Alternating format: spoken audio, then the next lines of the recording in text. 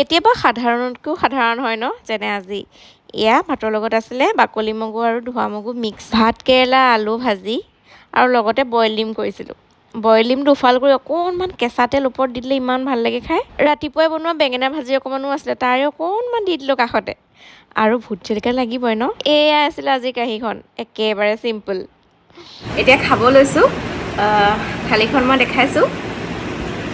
কেতিয়াবা এনেকৈও ভাল লাগে দিয়কচোন, চিম্পলকৈ।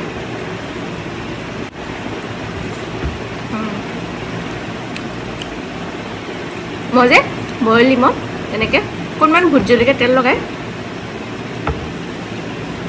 বিৰাট ভাল পাওঁ খাই।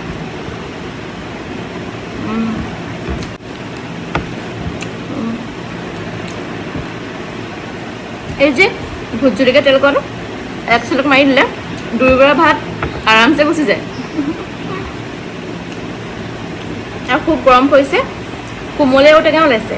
কুমলীয়া ঔটেঙাৰ ৰেচিপি দিম ৰ'ব দেই বনোৱা।